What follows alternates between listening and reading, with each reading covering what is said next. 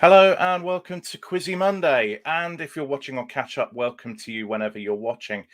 We just saw two quite different shows, Only Connect and University Challenge, very different in kind of tempo and really almost chalk and cheese there. But lots of talking points from both of them. We're going to crack straight on with discussion. We've got James Devine-Stoneman with us, who was series champion with St John's College, Cambridge. So I'll bring James on, and I've also got. There we go. Hello, James. Good evening, Gareth. Hi. And hi, James. And I've also got Richard Aubrey, who is Only Connect winner with the string section. So let's bring Richard on. Hello, Richard. Hi, Gareth. Hi, James. Hi. Good. So, yep. So your connection's not too bad, Richard. Earlier when we tested it, it was a little bit like the old days of Eurovision, saying, "Hello, Lisbon. Can you give us the scores from the Lisbon jury?" And then waiting. So not too bad. So good to see. We've got some people in the chat already. We've got some people in the chat already. And if you want to post a comment or question in the chat, feel free. We've already had Gerard chipping in. In olden days, to ask about Stitch's stocking was looked on as something shocking, but now who knows? Anything goes. Yeah, welcome, Gerard. Welcome back. Grace is saying... being a bit sluggish tonight, this. Here we go. Good evening, everyone. Fantastic week. As always, lovely way to round off a day of my ER binge. Oh, you're still on ER, Grace. We couldn't talk you into the West Wing. And Gerard is saying, Mr. Aubrey, he looks familiar. So, yes, Richard is familiar. Also, yeah, we've met twice. on Only Connect? Yeah. Okay, so we twice on the same series. Yeah, cool. So we do. Sorry. Delay. Yes, that's all right. That's all right. Just preempt what I'm going to say, Richard, and you'll be fine. And I'll just start answering early. Look, let's start with University Challenge that we just had. It was, I don't know, a bit of an attritional match, wasn't it, James? A bit of kind of a neither team really got up ahead of steam. Neither team really kind of aced bonus sets. Is that just one of those things in buzzer quizzing that just sometimes happens? Yeah, I think you could see some nerves, definitely some nerves there, and didn't really get up to speed either team that quickly. There was some good buzzes. Saw good buzzes from McGill on Queen Mary, and Lloyd Jones had a good few on Oxford Brookes as well. Some good sort of individual moments there. But lots of times where there was a big gap after Paxman had read the starter, where, you know, for the people that this is their bread and butter, they'd be in straight away. Like Villanelle and Lux, they hung for a while, and a better team would have snuck in there. Yeah, and things like Mersenne primes went dead, which I was surprised because you know, I'm not a scientist, and it was like that's about the only type of prime I know. So it was a little surprising. It could be nerves, it could be team composition. I didn't really pay attention to what the teams were made of, really. Whether it's like, you know, asking a humanities team to come up with serious maths or something. Yeah, there's McGill he was doing a PhD in maths for general relativity, he said. Yeah, so you would expect that was one of at least one scientist there. Yeah, I mean, I thought say Lloyd Jones was quite aggressive on the buzzer, and that led to a couple of opportunities, or a couple of times where he negged and cost his team -5. But then on the flip side, he got a lot of buzzes going in. I think overall that was probably a good thing. Like we always say, if you're not negging, it's you're probably not playing aggressively enough. And I've never been that aggressive. I know that if I upped my aggression a bit, I think that would overall have a net benefit for me. Still even. You have to have a lot of confidence in yourself to kind of neg and then come in again and again and risk it, knowing that television cameras are on you. Absolutely, yeah. It's a tricky, it's calibration, fine calibrations needed all the time. Yeah, I mean, Richard, you've had buzzing experience both on Only Connect and on very hard questions. But you've not been on University Challenge, I don't think. You know, was your attitude No. kind of aggressive on the buzzer, or were you kind of, you know, waiting till you had that inkling? I'd say more on missing vowel, which is the closer buzzing equivalent, I think, to very hard questions, which only really had a final buzzer question, and I had Pete to thank in Pete Stoll Cameron to thank for both of those. Oh, can I use this to do a get well soon shout out to him? I'd normally be at his quiz night on a Monday night. He tested positive on Friday, and I know he's feeling a bit under the weather. And we have our Connections League match in the morning, so I'm sort of hoping, duly hoping for good health. I found for me it was about getting in quickly and maybe trying to set your stall out, and that can cut both ways. And what I thought was impressive today in the University Challenge match was watching people come back from what would have been a slow start, the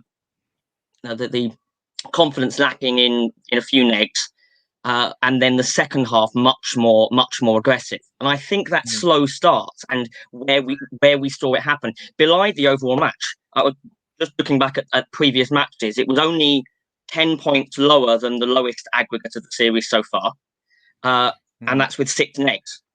Take a couple of those out of the equation, and it actually wouldn't have been as relatively low scoring a match. But because it started so slow, a couple of those quiet moments that I think James mentioned earlier, where we're just waiting out the questions, were that low confidence. So to see them then come back, particularly Lloyd Jones, Richard Kimber got one towards the end. I think that's quite a skill. So it's about hold yourself together over only 25 minutes and do that much of a turnaround. Yeah, I think they're good points. I mean, I think James, in the thing that was noticeable to me, and there were people complaining on Twitter that, you know, this is very slow, you know, Paxman's being slow, the team's being slow. I think one of the things that slows a game up is when you're not converting the bonuses quickly.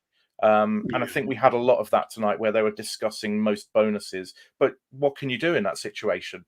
You know, you want to try and come up with a decent guess. Yeah. I think another thing I sort of get the feeling that there were 2 teams that didn't have a whole load of buzzer quiz experience, it seemed. Not, or at least not, if you go down a buzzer quiz tournament,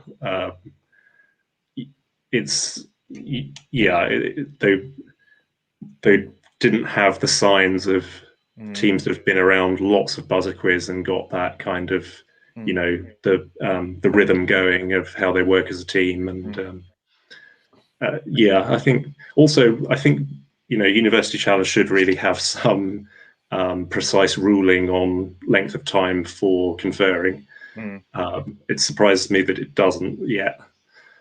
Yeah, and because it does, you know, you can very easily eat up kind of a minute with that conferring between 3 questions, and then if that happens a lot, you're not getting that many starters, which is then depressing the overall score, which means even the loser can't get the high-scoring loser berth. It's problematic. But on the other hand, I think there was one set we did see maxed out by the team, which was the BAFTA Craft winners, and the Horgan.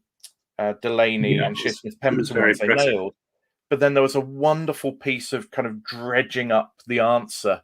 I think it was from Etheridge, wasn't it?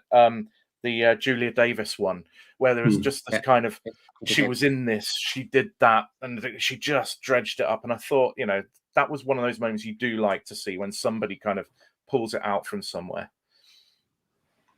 So. Yeah, that was obviously a bonus set that fell in her wheelhouse very well. Yeah. Just looking at some of the others, I mean, there are others where I think perhaps they overthought things or didn't necessarily think so clearly. The Ulyanov one, Lenin, felt like actually take a step back. You know, you're saying Rasputin, you know that's wrong. But you know, and there was that one. I think there was another one. Oh, the Astana one. I was surprised again that You know, you could get that from sports knowledge, and you could get it from capital cities knowledge. When you were captaining your team, what sort of prep did your team put in to kind of make sure you were covering different bases, but equally also the team interaction on the show? So we had a good spread to start with. We had politics, international, or specifically it was technology policy he did, but he had a lot of background in technology, in international relations and so on. Then languages, modern languages. I'm a scientist, and then we had a veterinarian, vet med. So it was a good spread.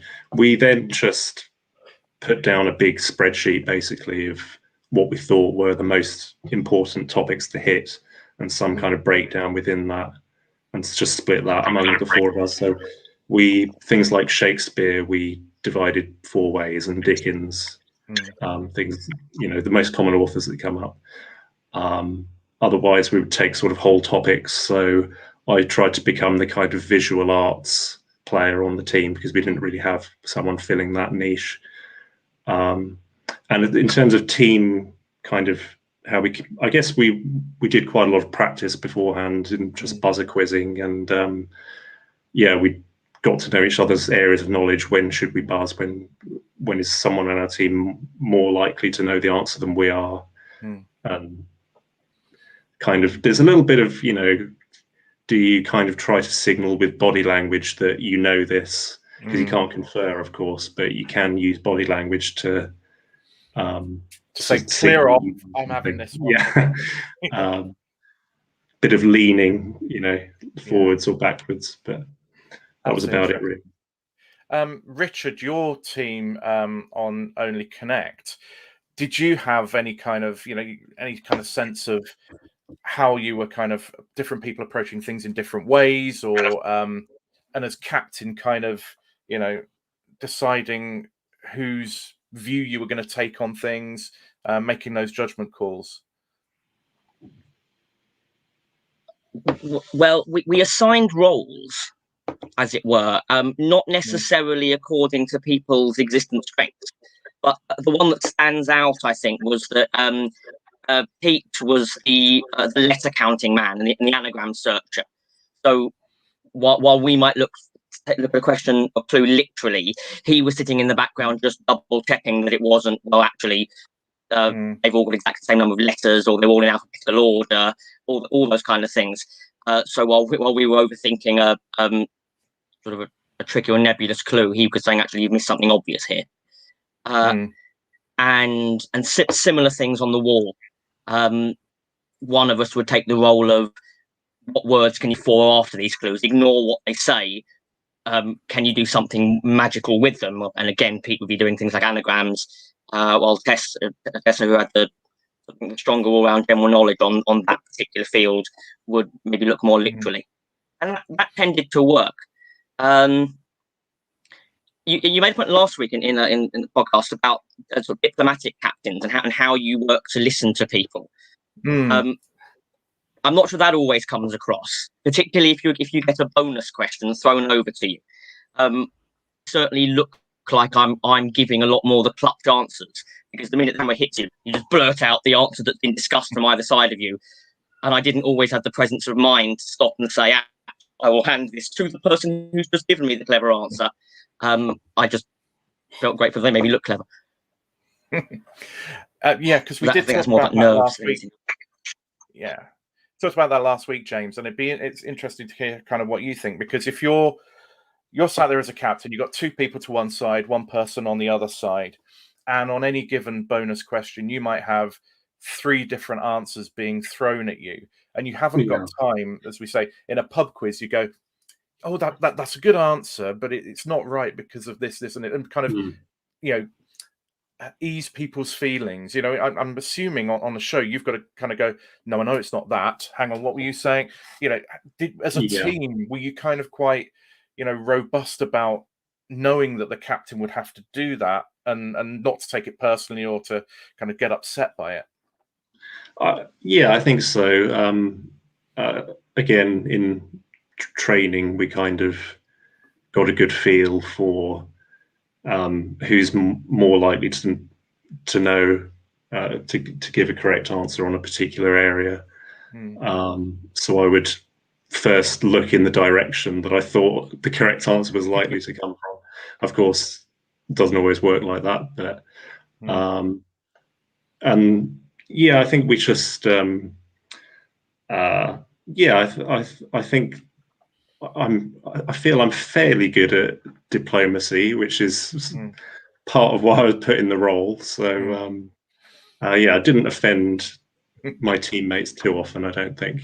There were obviously cases where it's kind of a 50-50 and we went for the wrong one, happened a few times, but it was, it's inevitable. I think on the whole, we mostly made good conferring. Conferring was fruitful.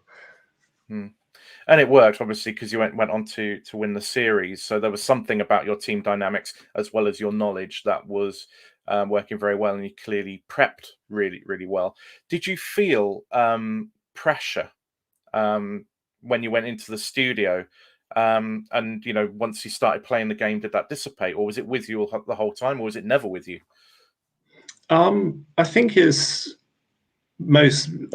lots of people find similar, I think, which is that as soon as you start playing or as soon as you sit down, it's kind of, it just feels like you're playing a quiz and you sort of forget a bit about the moment. It becomes playing the questions.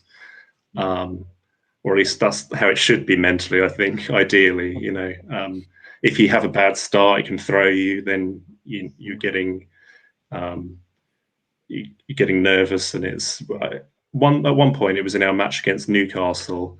We had 3 consecutive negs on our team, and then the scores were very close. It was a quarterfinal, and it was the first quarterfinal, so it wasn't a crucial match, but nonetheless, I felt the nerves at that point, and I remember almost shouting answer to a starter question when I finally got one after that rough patch we had. And yeah, so but most of the time it's just we're playing a quiz, just play the questions. Yeah, and Richard, obviously you've done a few shows. Actually, I haven't asked James. James, have you ever been on Only Connect, or is it? No. Yeah, perhaps in future. Well, yeah, you wouldn't be the first to make the crossover, and so we've already seen this series, Evan Lynch diving in. But Richard, yeah, similar sort of thing, really. I mean, I know when I was on Only Connect, as soon as I was in the studio, I felt really relaxed. I was just playing the game, but we got to semi-final, and the nerves did hit. You got to the final. How was it for you in kind of captaining your team and leading your team through that sort of situation? I mean, this is no exaggeration. I was a bundle of nerves. It was the first TV of any description I'd done, and my first real experience of the quizzing fraternity as a whole. Getting to Cardiff and discovering that half the teams knew each other, and me not even having assumed that would be a thing. So there was the nerves of Teleland, I think. The thing about it, Only Connect, the thing that makes it so popular is the format's fun, the questions are fun, and actually when you sit down and they stop and those first clues appear and the timer kicks off, it's fun. It's all the extra stuff that stressed me out, the banter and the camaraderie that you don't get in the mastermind chair, or at least not on screen, I assume, James, in University Challenge. You're just answering the questions in front of you.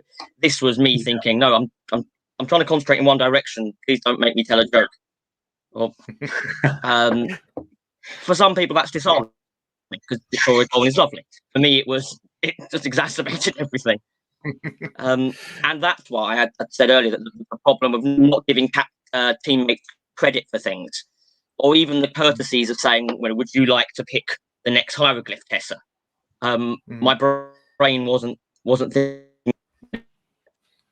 Yeah, and it's hard to think clearly in those circumstances. But it's you just have to come through it, don't you? I think the teams that can cope with that best and are good at answering the questions generally do very well. Thinking about the questions, James, were there any questions tonight that particularly kind of appealed to you one way or another? Questions or bonus sets? We're on the University Challenge now. Yes, sorry, yeah. So what suited me? As I say, there were some sort of things that are sort of almost chestnuts, like the Villanelle. So I didn't need the kicker on that. In fact, I didn't know the kicker on that. I don't know the pop culture. What did you think about Paxo's comment about, would you have got that with the last clue, without the last clue? Well, yeah, that's a typical Paxman comment. Yeah, I take Paxman's. I was impressed that he knew it was a giveaway. Yeah, exactly. Yeah, for me, it wasn't a giveaway. He used that word. He used the word giveaway, didn't he? Yeah, he did. Yeah. There was for science starters. I'm trying to think. Lux. I can't remember many science starters tonight. And the bonus sets I found were so the picture rounds were neither were anything I knew anything about, and I did find the music round quite difficult as well. Sibelius, wasn't it? And that's like one of those pieces of music. It's like I kind of recognize it, but don't have the depth of knowledge on that one. Yeah. We've got just a few comments we'll throw in. Just Gerard is saying he was probably too relaxed in his final. And Claire, for Mastermind finalist from last year, I knew the poetry, but not the Killing Eve. So, these things, it really does, it doesn't matter how you know, though, does it? That's the thing. It doesn't matter how you know, as long as you can get to the answer. There were a couple of sets of bonuses I liked. The miscarriages in fiction, which again was kind of another example of University Challenge's recent trend of going away from the well-trodden path and diversifying the canon. So if Beale Street could talk, When They See Us, Steve McQueen, that was a nicely constructed bonus set, I think.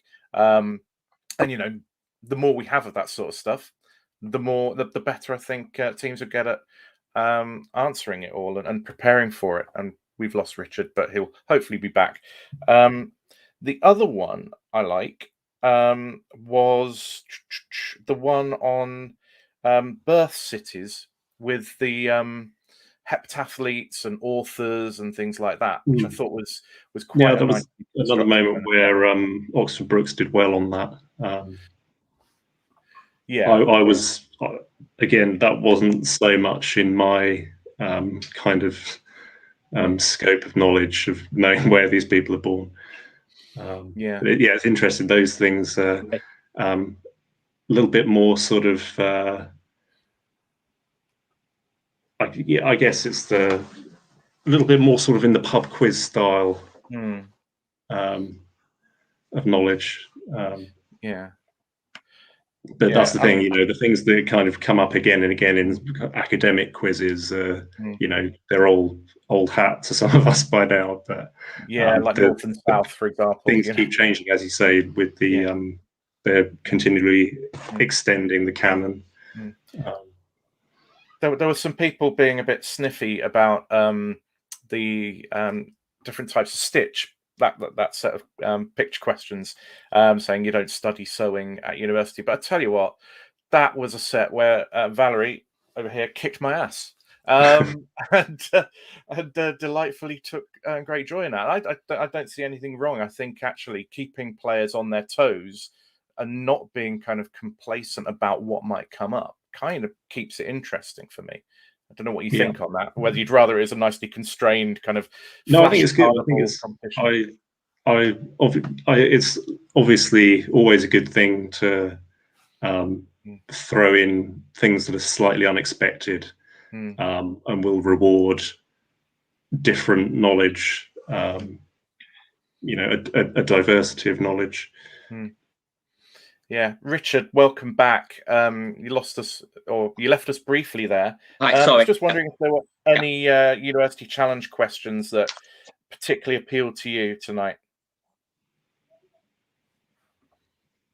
Just before I dropped out, I think you said a couple of the ones that I would have said. The miscarriage justice one was a nice, a diverting starter. Can I pick devil's advocate on the Stitch one?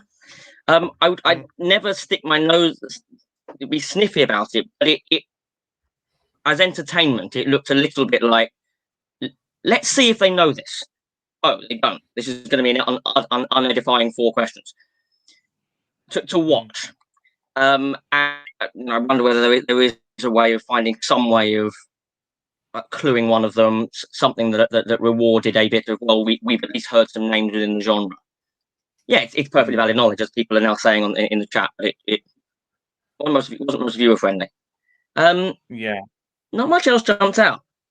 I noticed an absence of lateral thinking, calculation questions. They didn't start with the stop pyramidal multi-definition of the same words. It was fairly safe, I thought. And as James said, fairly chestnutty, which I think exposed some of their quizzing experience. Yeah, I think there was there's certainly been a lot of kind of more wordplay things in the past, which word can be formed by these element abbreviations or whatever, and there wasn't that sort of thing tonight. Say Michael McPartland's come up in the comments. The sewing was perfectly valid. Virtually every subject is. I'm never going to get them, and the people people don't sew will just be guessing them. But why should people who have that knowledge miss out? I think is fine. I think it has to test you, and I certainly had to sew my own repairs when I was at university, and not very successfully. Maybe I would have been better.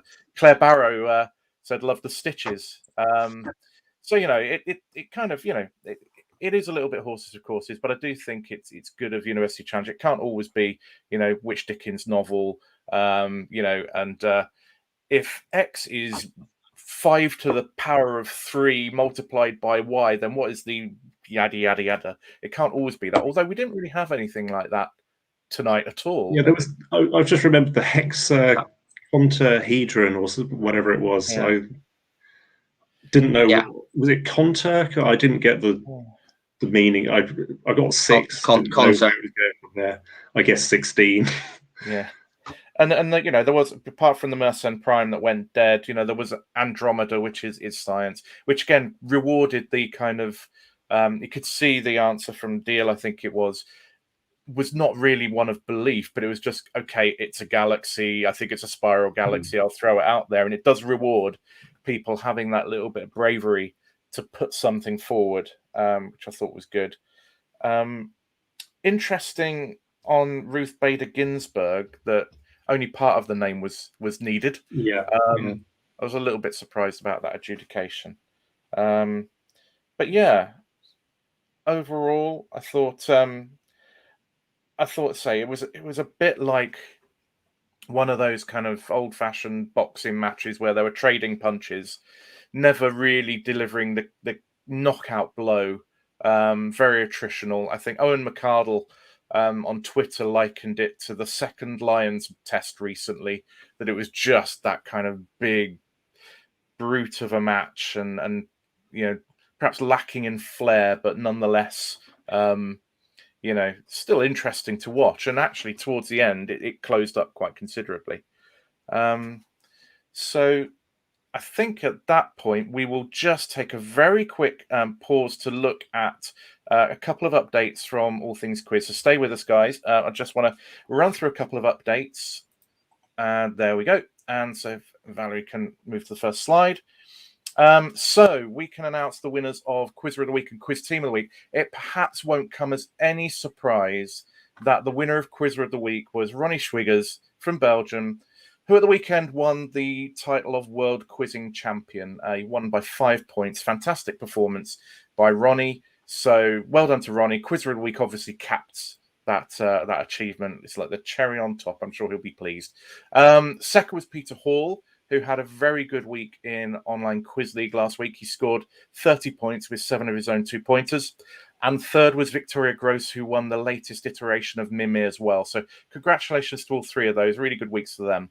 Quiz Team of the Week was won by the golfers, who were on only connect last week. So that's Francis Clark Murray, George Charlson, and Evan Lynch. Well done to them. Second was the old Gits in Online Quiz League, who overcame quite a big handicap deficit to win. And third was Queen Latifah's Gambit from Online Quiz League USA, who also overturned a massive starting deficit to win quite comfortably. So well done to all of those. This week's answer in need of a question was Fly. We've had loads of questions come in, over 36, 37 questions come in. You can now vote from the long list to try and get to the short list. tinyurl.com/WITQ-fly. You can vote there until Wednesday evening, when we'll then release the final vote to try and find the winner. So look out for that. And if you want to play that coming forward, we release a new answer on Sunday morning on Facebook and Twitter. Come up with the best question you can think of. It'll go to a vote. And if you win, you get the glory. We'll reveal the winner on Thursday in Quiz Week. And also in the last week, here's a still from my interview with the newly crowned world quizzing champion, Ronnie Schwiggers.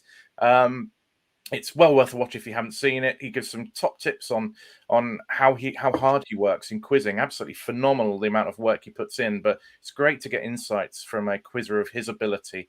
And from the sublime to the ridiculous, which was my vlog about the World Quizzing Championships, where I did a lot worse than Ronnie. I think I got just over half his score. It's been unexpectedly popular, so you can watch that if you want to as well.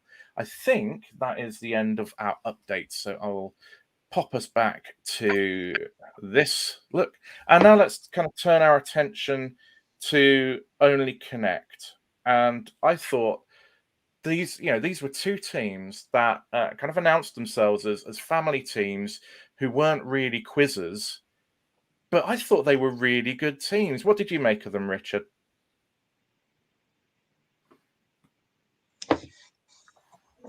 I agree. They gelled well.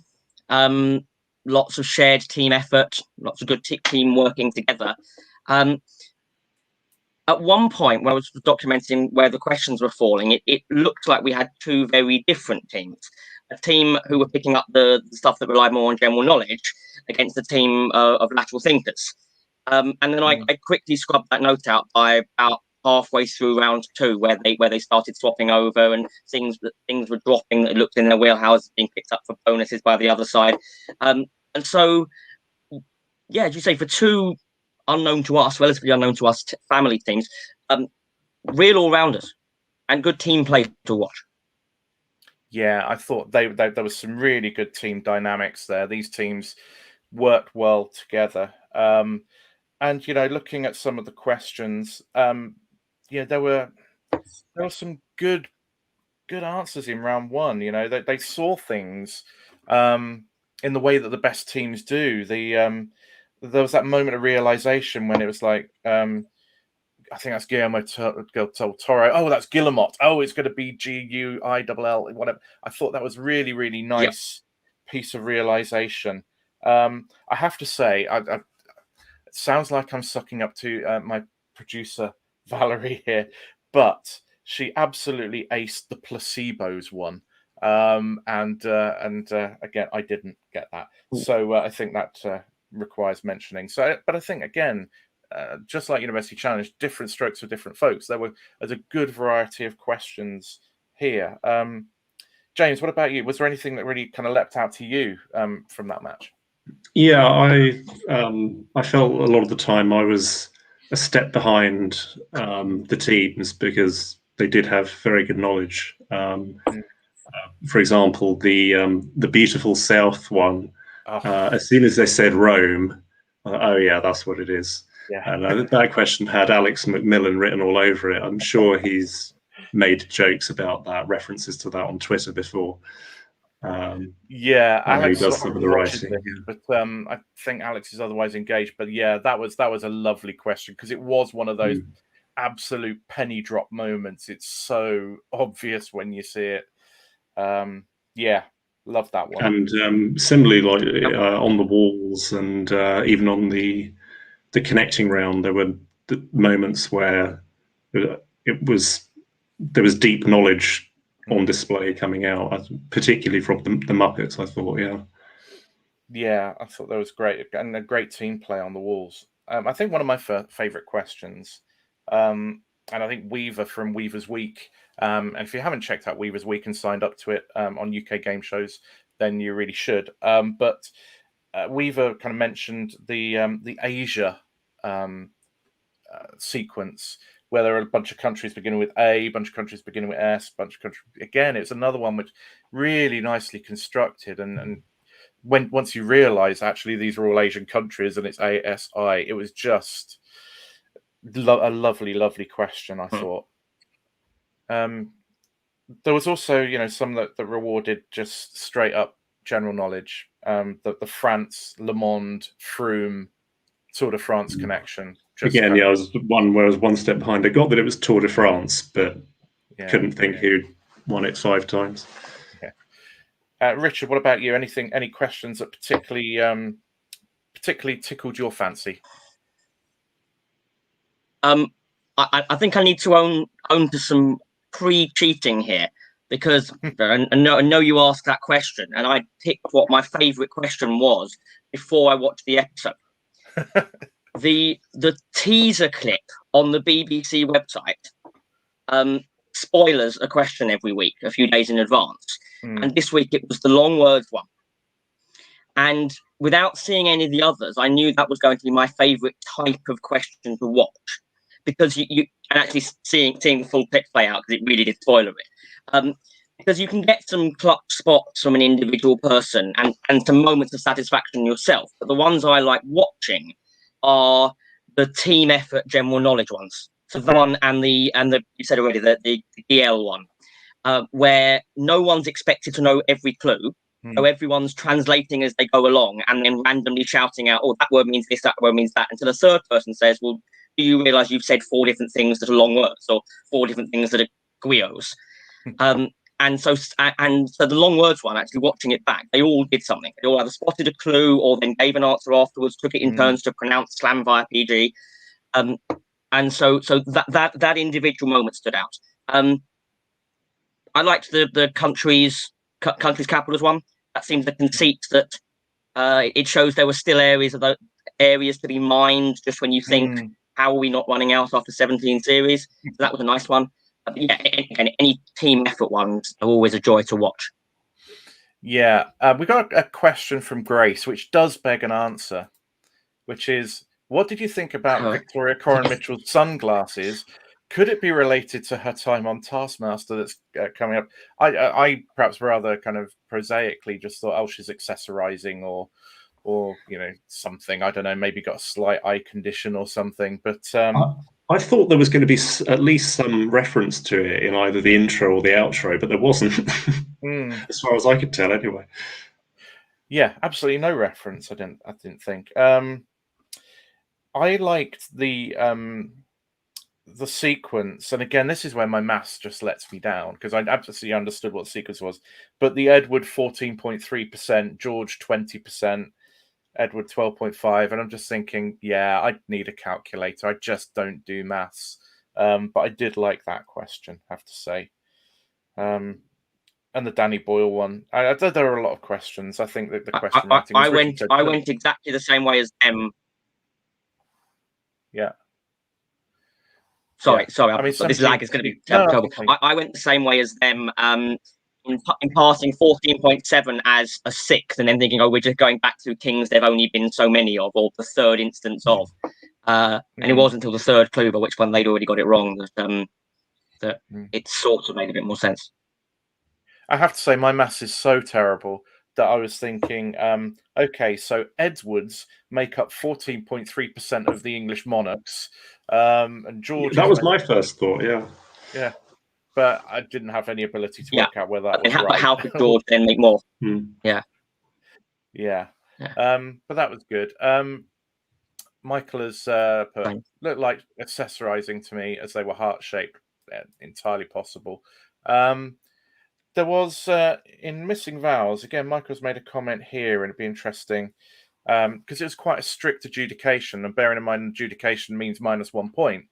But quite harsh turning down Bigger Splash in Missing Vowels and only accepting a bigger splash. The latter may be the official title, but it seems very tough to disallow. Yeah, I mean, it was strictly the right decision. I guess this is where the independent adjudicator kind of comes into these sorts of things. But how did you feel about that, James? That kind of level of, on a night when we'd seen Ginsberg allowed. Ruth Ginsberg. It's. But yeah, I know. I guess. Well, I fully expected it because I know Only Connect is very strict on its missing vowel, and I think that's part of the game. It's they make the missing vowels. They have to adjudicate strictly on it. To deter those, risky buzzes. It just adds a little spice to the game, I suppose. Otherwise, it'd be a bit more of a free for all. But yeah, I think it's quite iconically known as a bigger splash. So it was. I think it had to be a bigger splash. Yeah. I guess it's a difference between working out what the words must be and having the knowledge about the thing. So, yeah, I think that's fair enough. I have to say, in the Missing Vowels, I think that was one of the all-time most impressive answers. And I'm perhaps bigging it up too much, but the Stills, Young, Crosby, Nash, the mixed-up bands, some of them, Garfunkel and Simon, fine, but that was a brute, an absolute brute. And that was Sangeeta, I think, got that one. Fantastic answer by her. And even the Ashton and Simpson, I've not heard of. I'd heard of the first three, but yeah, tremendous. So okay, this is still rumbling. Michael's saying, can't help thinking if it had been a film title or a TV series, the missing A wouldn't have mattered. And there are some times where it's in brackets. I'm sure they've accepted no A at the start before on non-art stuff. Sometimes I think I've seen it. The article appears in brackets. Yeah. I don't know, Richard, what did you think about it? Yeah. So harsh but fair. And I agree. They do this with the non-art stuff. You've had things like aquatic idioms. Fish out of water is obviously fine, as is a fish out of water. I'm with what James said earlier. It's the name of the painting. I mean, if anything, maybe it was a flawed question to ask. No offense, but but once out there, that is the answer. I think harsh but fair. Okay, harsh but fair is the verdict. Oh, hang on, Gerard is diving in. No, they are strict with titles with missing vowels. It is similar on Pointless in rounds where half the letters. It has to be exact. Half the letters are given. He's clarified. So yeah, I guess what you look for is consistency, and if it is the title, then maybe it's the right decision. And what we don't know is whether there was a pause in an adjudication and stuff like that happened in studio. Usually, when there's something like that, they speak to the teams about it. The walls, then. I don't know. I think they felt balanced. I don't know. What do you think, Richard? I agree. I thought they felt balanced too. And for me, you can usually tell a balanced wall when it's done at the expense of the viewership. The elements at the start one was made infinitely easier by having known that they had a similar conceit with the countries in the other. But that's a demonstration that they're trying to make the walls fair. It's got to be fair on the contestants as well as interesting for us to watch. And the fact that it removed a group's difficulty as a viewership is neither here nor there. I thought they were balanced. Yeah. What about you, James? What do you think? Yeah, I agree with that comment. If there's a wordplay one, there's going to be wordplay on the other wall. Yeah, I thought it was fair. Discotheques had a slow start, but was it them who had the political football? They kept missing the political football, but they made some progress in the end. I think it was I think it was fair in that the Muppets were able to make more progress with that wall faster with just a kind of they just spotted the things earlier. I don't think it was an easier wall. And I think they were quite well organised as well in the way they approached the wall. Yeah. I mean, I think actually, if we're looking at the Andrea connection in there, Andrea True connection, that's quite an obscure one to throw in. Music reference. It's I think there'll be people who know better than me in there, but I think Andrea True connection did more. As well as a singer. Yeah. Oh, okay. Yeah. So so I thought that was quite a hard one to that didn't obviously go in that group in the same way that for the Discotheques wall, I'd never heard of a Batman enemy called Calculator, No. which I would never have put in that group. So I think they kind of got rings enough, a faint bell from the Adam West series, but that's about it. Not the comics. Could be wrong.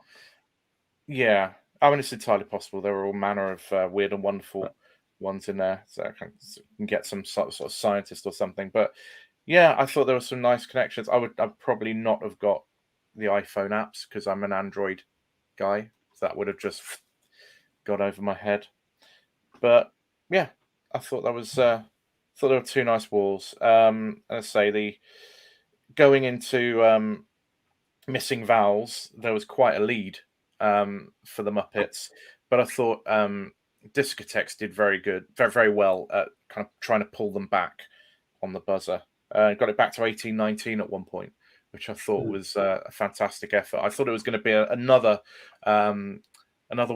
come from behind victory. We've seen another previous big one this series. Thought it'd be another one, but it wasn't to be because the 4-syllable US words and the rearranged musical groups just played enough into the Muppets wheelhouse. So overall, as thinking about, I think an 8-point overhaul would have been a record. It would have been a huge turnover. There's a chap, is it Michael Turner, series champion with the board gamers. He used to keep a lot of stats on this stuff. He did, I don't know if he still does. Yeah. But it would be interesting to know what the record stands at the moment. I think it's 7. I think it's 7. Someone may correct me from the comments. Yeah. And this would have been 8. Because it really doesn't happen that often. These big turnaround victories. It tends to go with the flow. So and it did today, even though it threatened not to at one point. Looking at the evening as a whole, and one thing I should say is there was an episode of Brain of Britain today. I just want to mention Carl Whelan won that. Rachel Nyman Wiseman came second with a really good score and looks like she's in the highest scoring losers one. So just a nod to them. Well done to both of those players on Brain of Britain. But looking at I guess today's or tonight's shows as a whole, what was your champagne moment, James and Richard? What were the things that stood out to you? Your favourite moment of the night, if you have one. I think maybe one from each. From University Challenge, I think, there was one of the good buzzes from McGill was getting the Amazon tributary quite early on. He had a few good buzzes. He was probably the star player there. But yeah, also deep knowledge, some of the bonus sets we saw. And yeah, on Only Connect, I think it was how the Muppets tackled the wall. As you say, very organised, very disciplined, got the first two, knew exactly what they'd tried before. Yeah, okay. Richard, what about you?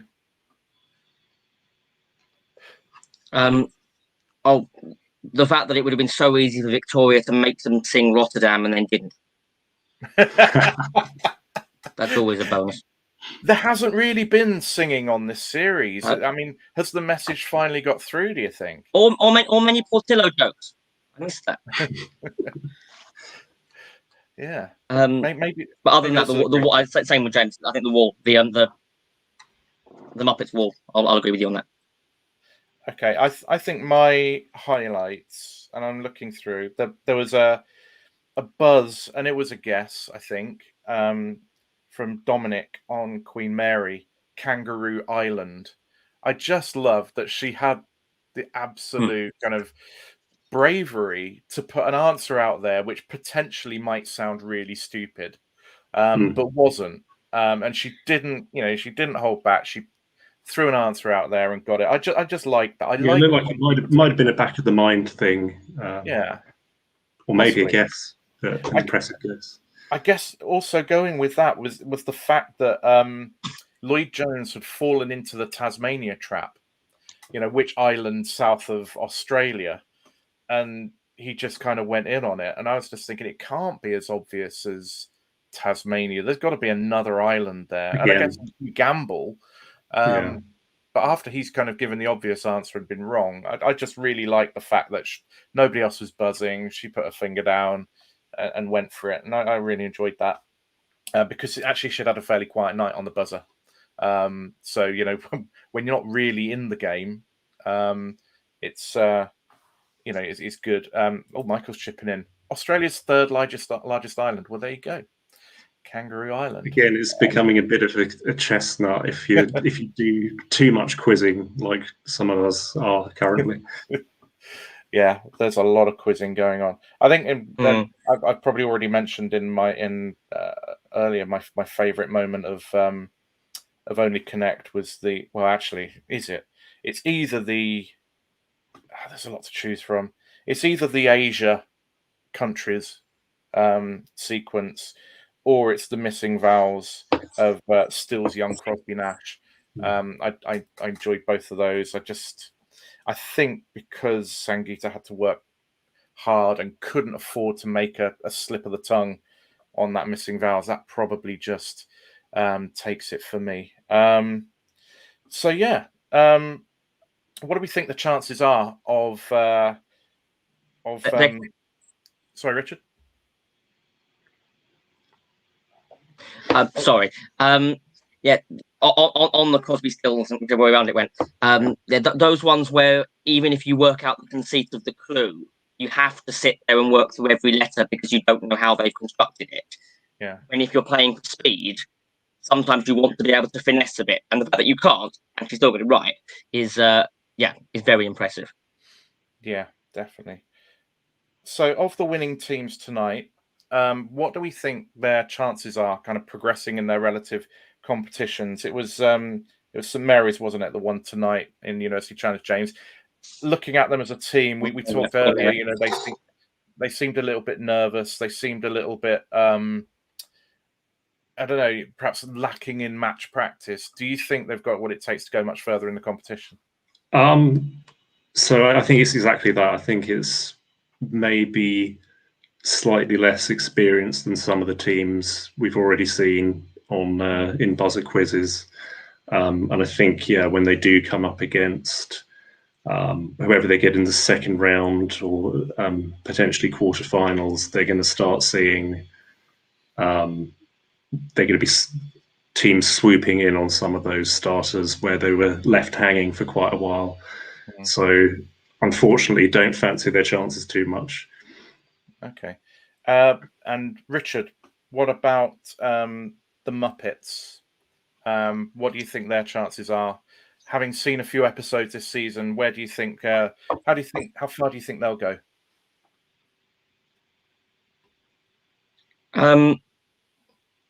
I like the teamwork, as I said right at the start of this. I always fancy a good working team, a cohesive team, over individually strong quizzes, if you know what I mean. Yeah.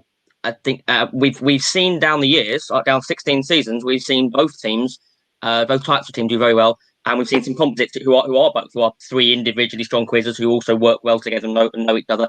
But I always fancy as almost a dog, and I actually don't mean that. As a team that you have to take seriously, a team who can chat with each other and work well together and bounce off each other.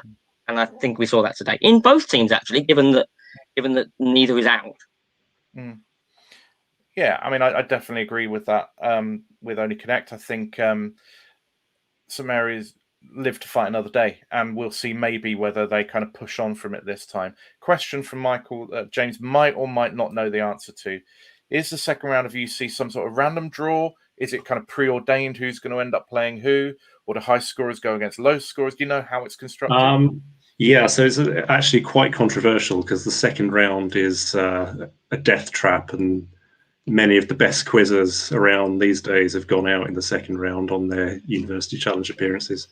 In our case, we were up against Corpus Christi, who were we thought our strongest competition from within Cambridge that season. And the reason we were playing each other was simply logistics.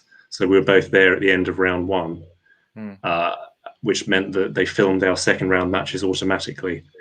And just the way the scheduling worked, like match 13 plays match 15 or something like that. That's what happened to us.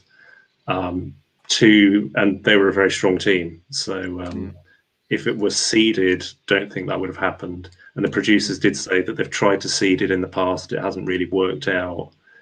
I think they might have changed that system now, or the quirk that teams at the end will have just by logistics play each other, because of course logistics have been thrown all over the place by COVID. But I think they were changing that anyway. Basically, it's just down to the producers. And I think it's things like they will, they'll try to. It's just down to producers' decisions at the end of the day, for whatever magic they're going for. And we see it with Mastermind. Go on. Go on, Richard. Sorry, it's somewhat tangential, but I mean, Only Connect's one, I think, is more, certainly in my experience, more on trying to avoid repeat matches in double elimination formats, where you can have two losing teams who'll then play on. Then that's where the priority is. Let's not have rematches too soon. In our series, we were a double winner straight away, and we played one of the other two double winners in the quarterfinal. And there might be an argument for saying, well, wouldn't you have the 4 double winners and the 4 who've come through the repechage? But it has thrown up the possibility of 2 teams playing each other in consecutive episodes as they were aired. So they obviously that's less varied and less exciting, though you do have it from time to time where it's unavoidable. And when it comes to producers' choice, as James said, there is also the factor that this is entertainment, and they don't want to necessarily have matchups. And I might be being unfair to them, but close games make good telly. And if they seeded, for example, in University Challenge, really strong teams against really weak teams, and you could have, God knows how many weeks, 8 weeks, 10 weeks, whatever, of kind of walkover matches, that's not going to be what the producers are wanting. So perhaps you might be one of the unfortunate ones like you were, James, or Corpus Christi put it the other way, of actually being up against really tough opposition when other teams perhaps get a slightly easier route. But who knows? Who knows how these decisions are made? All we know is tonight we had 2 very different matches, 2 still very enjoyable matches, but enjoyable in different ways. Thank you, James and Richard, for coming along and joining us tonight and giving us benefit of your insights. It's great to have 2 former champions on, and hopefully we'll have you on again in the future. Thanks to everybody who's watched. And look out for videos coming up on All Things Quiz, and don't forget to catch the videos that we've recently put out on about the World Championships. A reminder that Ronnie Swiggers won the World Quizzing Championships and also won the vote for Quizzer of the Week this week. And golfers from Only Connect won the team vote. And don't forget that, and I'll take off the banner. Don't forget, you can vote now. The vote is now open for This Is the Answer, What is the Question? Find your best or favourite question to which the answer is fly, and you can vote for that now.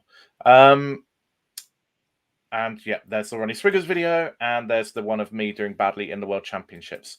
So all that remains for me to say is to reiterate, thank you very much for everybody who's watched. Thank you to everybody who's participated. If you enjoy all things quiz and you enjoy Quizzy Monday, then please click the subscribe button. We don't earn anything from this. We do it for the love and fun of doing all things quiz. So every subscribe you do tells us that we're doing something right. So apart from that, look out for Quiz Week, which will be coming out on Friday morning. And we'll be back next week on Quizzy Monday, 9:05, to discuss more great TV quizzing. Until then, have a great week. Bye.